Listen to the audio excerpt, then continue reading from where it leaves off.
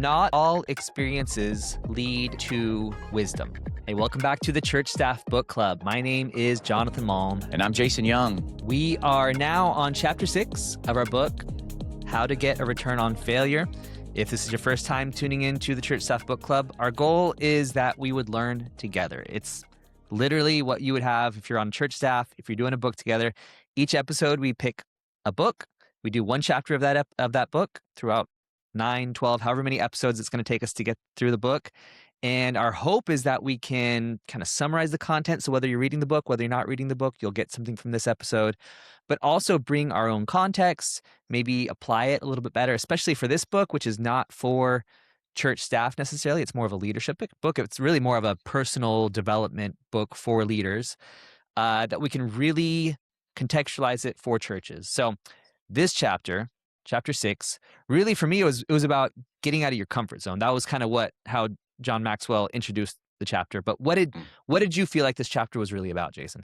Well, it may be clarifying something that we've talked about but haven't said. And if you've listened along, and if you haven't, totally fine. You're like, oh, you're talking about failure, like it's this goal, and really, I don't think that's what Maxwell's teaching. Failure isn't the goal. I think what Maxwell is saying, and even in the title of the book, Return, how to get a return on failure, the goal is improvement. And in this chapter, it's a tangible piece of how can you use a tool, and he calls it the cycle of success, I think is his language, but this improvement cycle to literally kind of step your way through failure to improvement. So a lot of words, but I would say the goal, we're not talking about the goal being failure. We're talking about improvement. And this chapter is a tool that can help you step your way through it. Well, and I really got that this chapter is more about putting yourself in a situation where you can fail. So some of it is he talks about what type of situations to put yourself in. Yeah. But then how do you navigate? Because the reality is, and we talked about this in the chapter, that most things you try for the first time, you're going to be bad at. He talked about, and I thought this was a horrible idea, that he had a friend in Nashville that wanted him to write songs based on some of the principles in his book.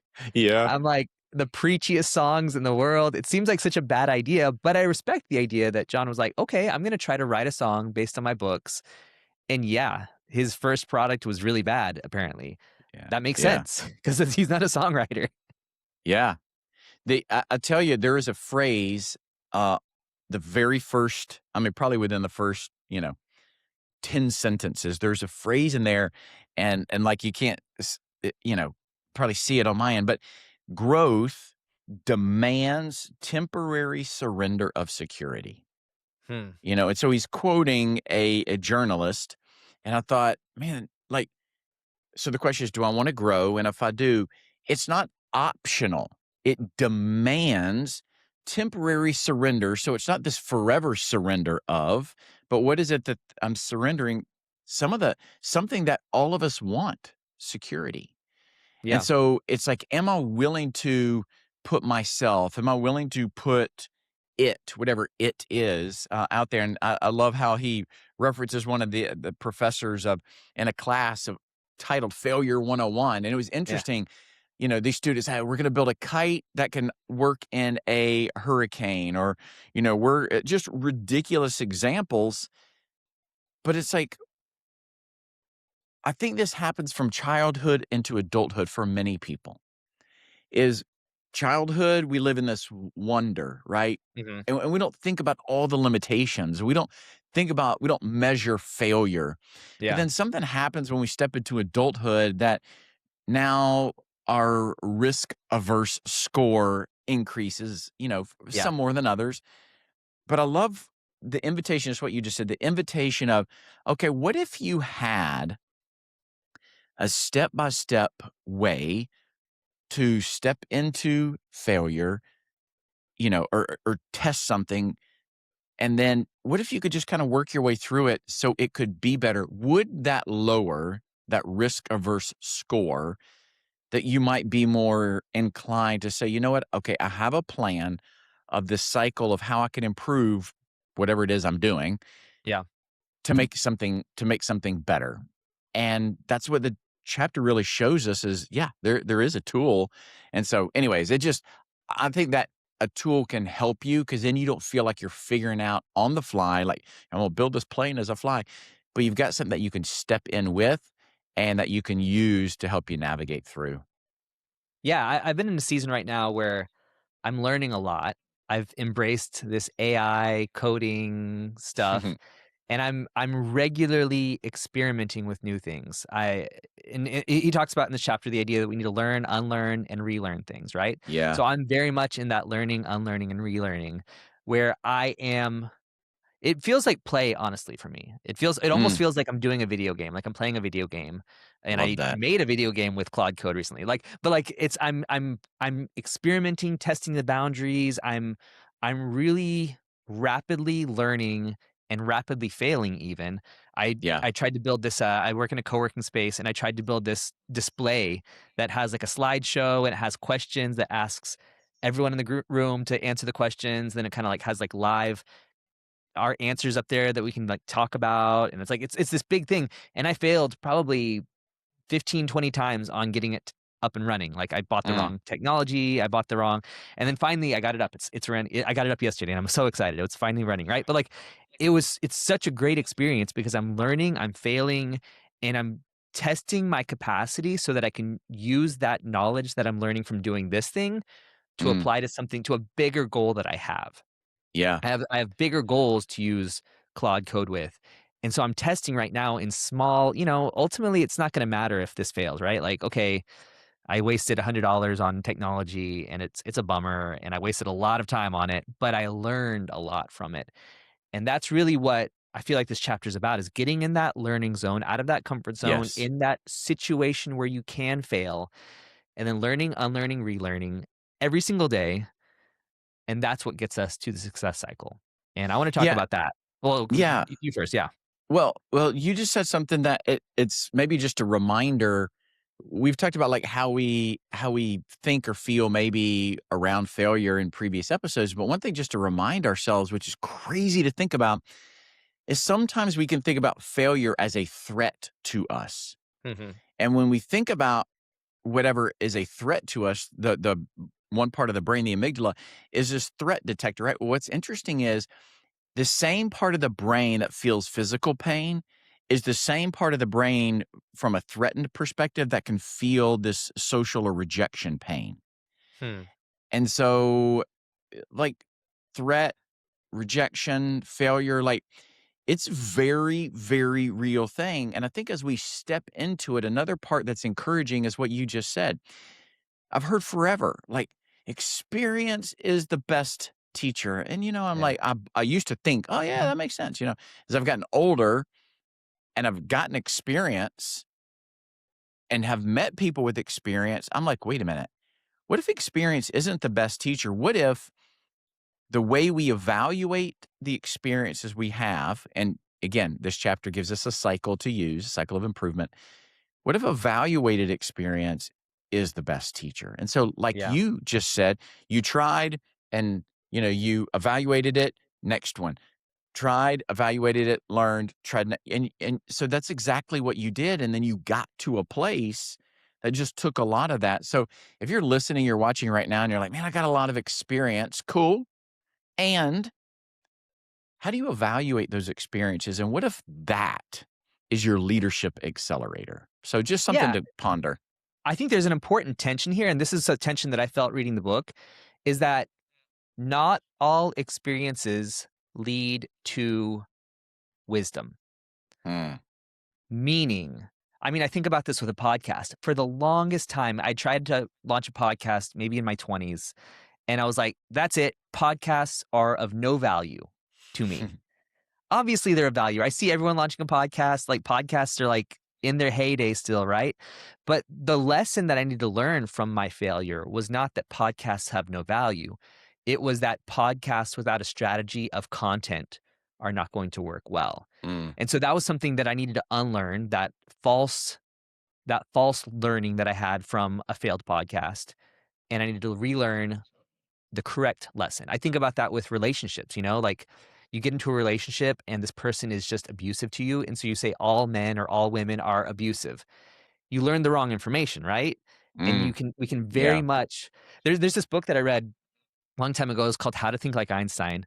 And the one thing that stuck with me more than anything is that the majority of huge scientific breakthroughs that are discovered often happen when people are the youngest in their career. And the reason is this: Mm, they don't know what doesn't work yet. mm, Meaning they test things that shouldn't work or have been proven not to work, and they find that they do work, but they didn't bring the wrong assumptions into it because they didn't even know those assumptions in the first place. And mhm. so I think that's this tension we have to live in, the idea that, like, yes, as a 40, 50, 60-year-old, we have a lot of experiences and a lot of wisdom, but at the same time, we have to be willing to dismantle those things we've learned if they aren't serving us, if they aren't true, if they were errant in the first place. Yeah, and just to parenthetically add, I was always taught that older people and older it depends on how old you are to determine what is Yeah, older. Heck, a 30-year-old is older to a 15-year-old, right? So, yeah. but I remember growing up, always thought like, well, the older you get, the wiser you become. And now that Sometimes. sometimes, but now that I'm Yeah. 48, I'm like, time doesn't automatically produce wisdom. I know a To lot your of point, foolish 50-year-olds. one, I Yeah, know foolish and unwise 60-year-olds, right? So yeah. time doesn't automatically equal and produce wisdom. And I think what we're talking about in this chapter, what Maxwell writes about, is that very thing. And so, Mhm.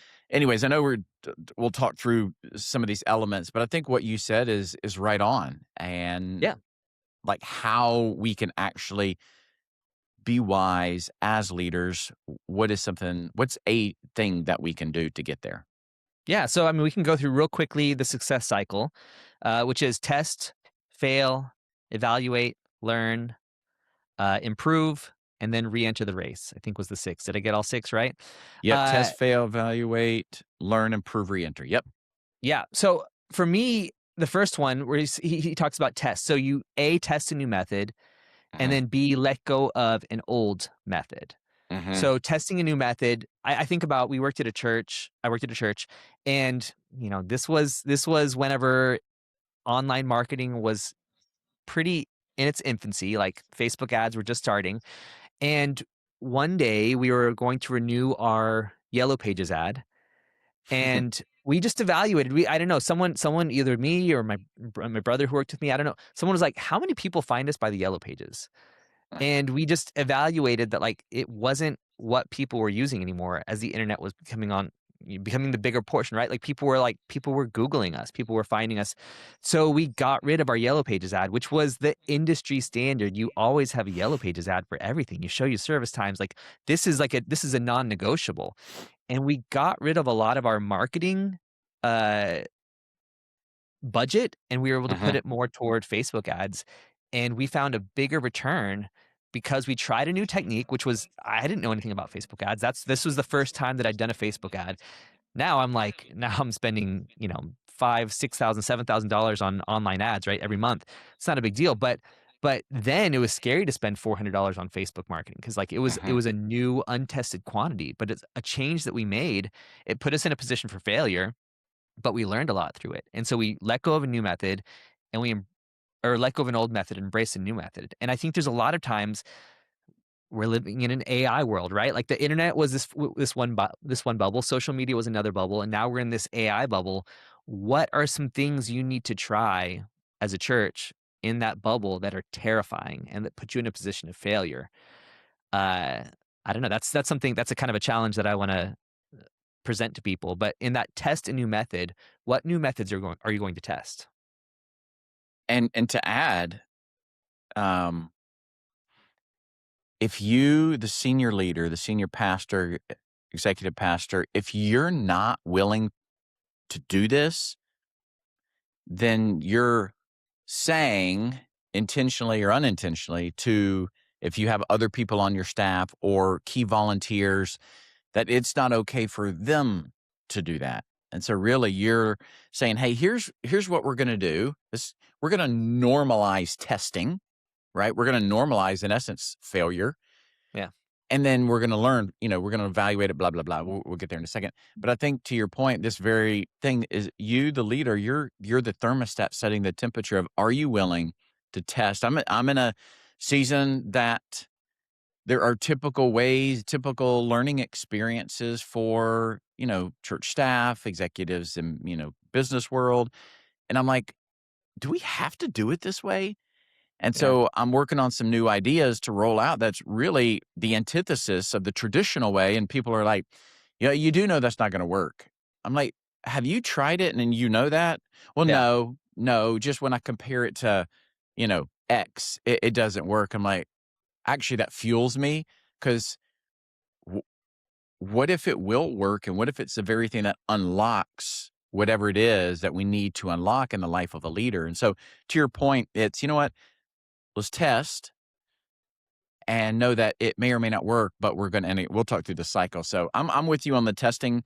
I'm in a season of that as well. And is it sometimes uncomfortable? Yeah.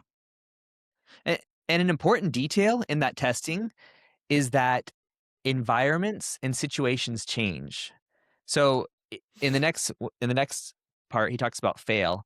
He says, unfortunately, a lot of the times, whenever you work in a corporation, high level leaders, you are trying to create a new product in a vacuum to Mm, succeed at all costs because your measurement, your value as a person that's launching a new product is not necessarily how the market does, it's how it performs in this little test bubble, in this little, like, pre-launch bubble, like, is this going to work? Is he producing a mhm, good did he create a good presentation to explain what he wants to do, right? Like, mhm, so we kinda create this bubble that we're not aware of outside factors. I remember in economics, there was this, like, idea that you had to create, like, the study of economics is basically like, if nothing changes ever, this is how things work. But it's just like, that's not how the world works, right? Like, so podcasts, hey, that podcast didn't work. Well, because the environment was different then. Or, hey, that mm, podcast did work, but now it's not going to work for us.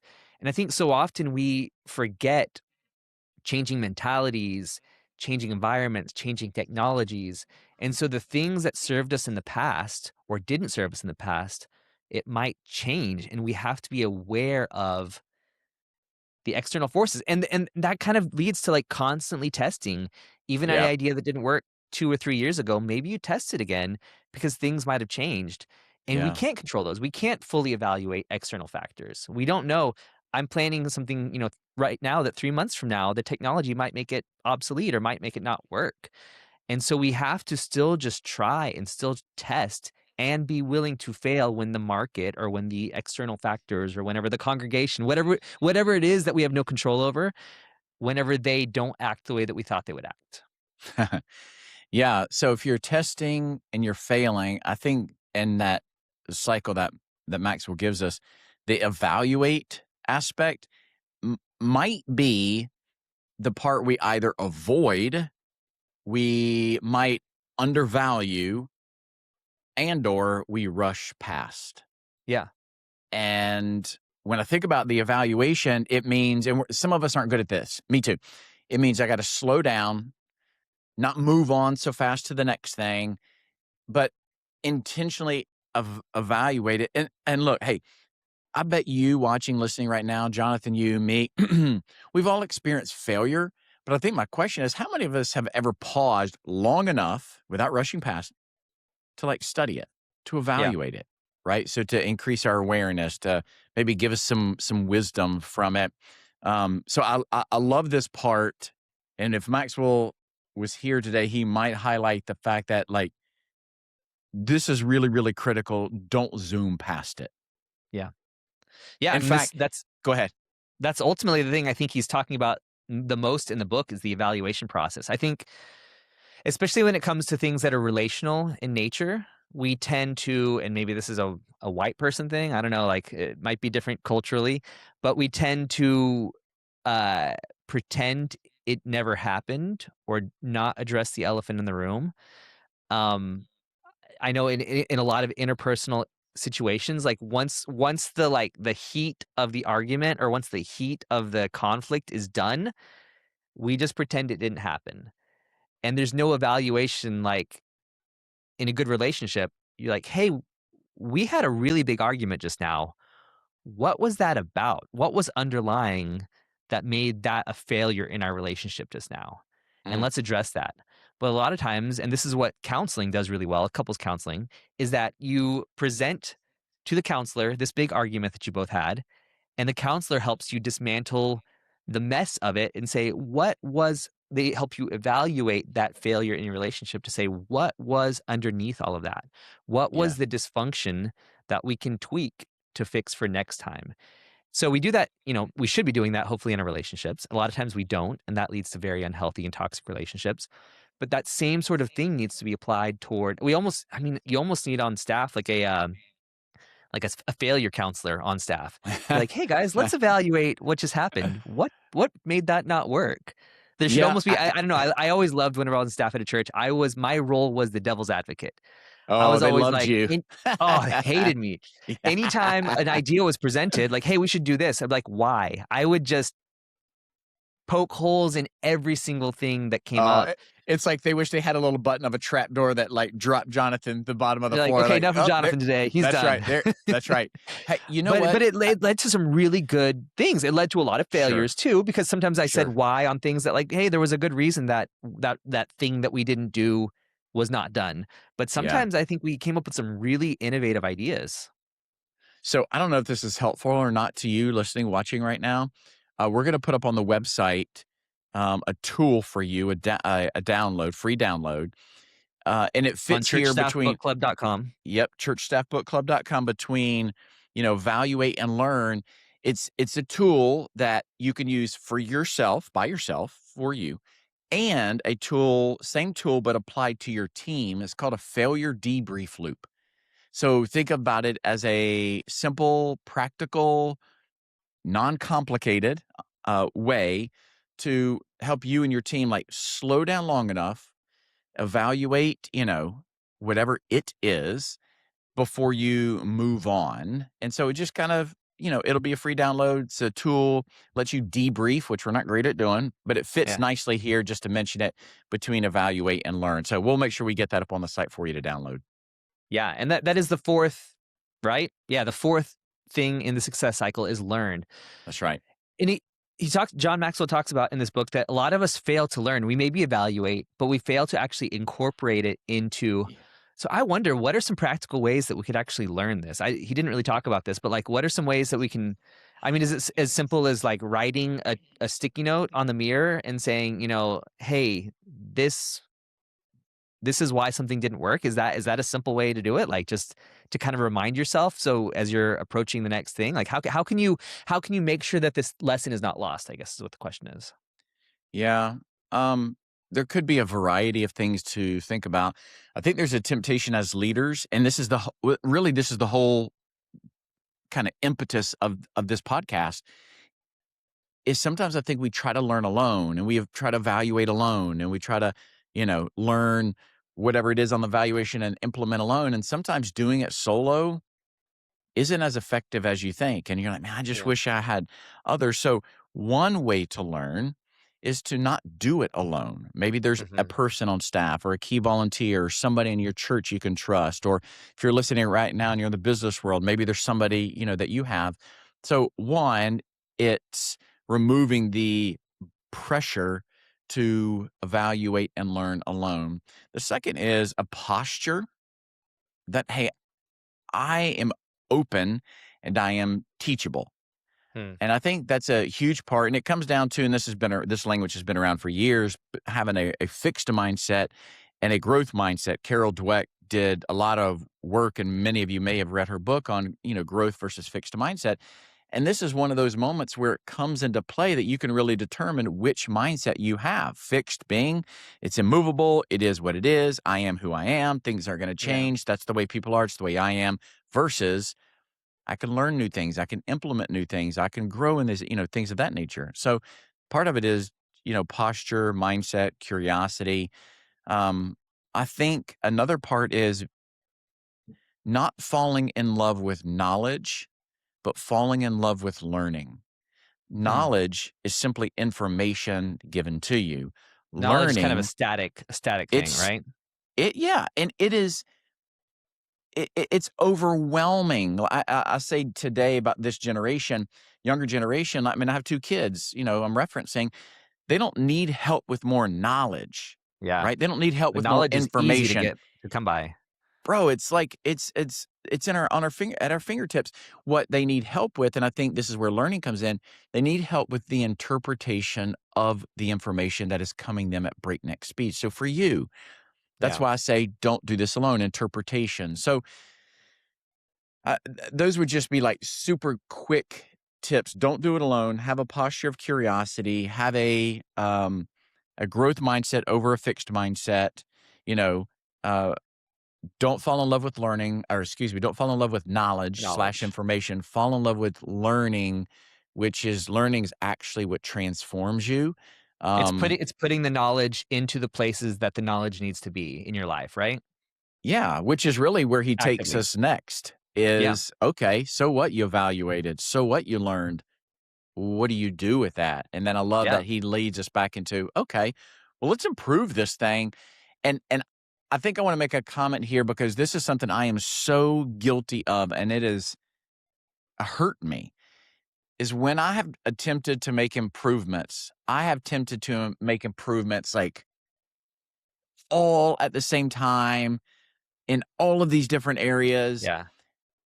And it didn't go well. And so I wonder if improvements don't have to be overwhelming, but they could be adjustments or tweaks or adjusting levers, small changes, and allow those small improvements, kind of like our investments, let them compound because better can beat bigger. He talks about whenever he met the Kathy, Truett Kathy, right? Chick-fil-A, the board was, we need to grow, we need to grow, we need to grow. And Mm-hmm. Truett's approach was, no, we need to get better. We want our Mm-hmm. customers to demand that we grow because we're Mm, so good. that's it. And I think about that so much when it comes to churches. I think so many churches are focused on growth. Yep. We need to spend more marketing dollars. We need to print more invites. We need to print more.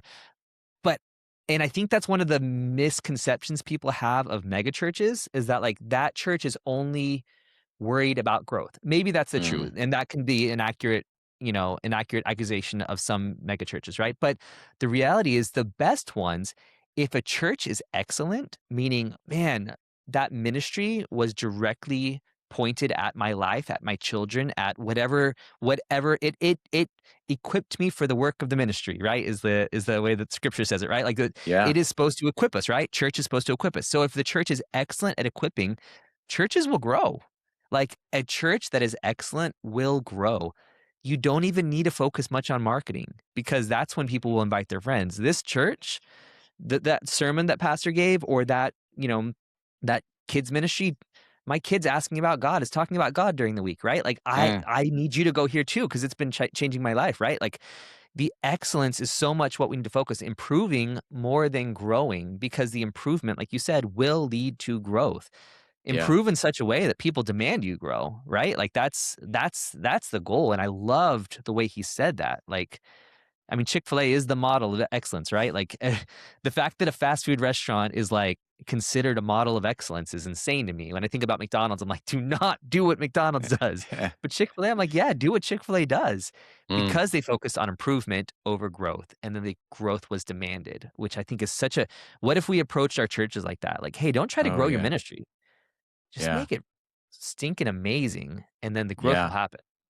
Yeah, which is a great transition. Just as he wraps up this cycle, there's a temptation. Typical language would be, "Oh, improve, right? Learn and improve." Yeah. But I've never heard of the idea that of a word that he uses. He says re-enter, Hmm.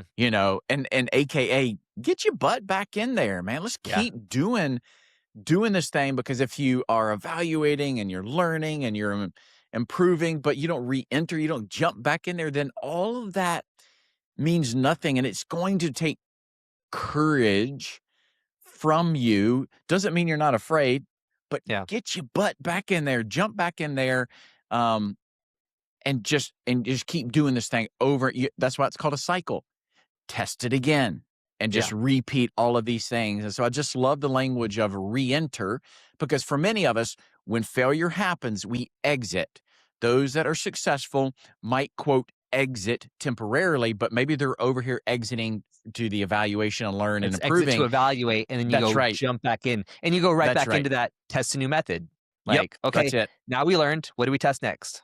Yeah, they don't permanently exit, and they're like, well, that's that. Yep. And so I love the language of re-entering. And so I think that's the invitation is, where are you potentially stuck in this cycle? Are you stuck on testing something, failing, spending time evaluating, learning from the evaluation? What do we improve? And then re-entering and figuring out where you're stuck can be helpful, because the failure itself isn't what makes you better.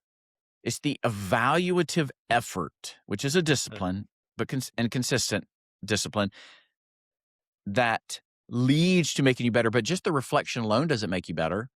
Yeah. Learning doesn't even make you better, but it's taking all of that with you on the journey and the cycle and re-entering, jumping back in to do it all over again. And listen, don't do it alone. You don't have to do it alone. There's somebody, there's a team, there's a group that wants to join you in the effort. And again, we're going to post the resource that we created, that failure debrief loop, for you to use with your team as well. And we hope that you feel like as you step into the world of leading people, that you don't step in the world alone, that you got two guys, if nobody else. Yeah. You got us in your corner saying, hey, we're on the journey with you. We've got your back. Yeah, it's so good. Hey, we hope this episode is helpful. We will be jumping on chapter 7 next episode, but read, don't read, whatever you want to do. But we'll just hope you join us. Make sure and subscribe if you haven't already. Find us on social media, but we'll see you next episode.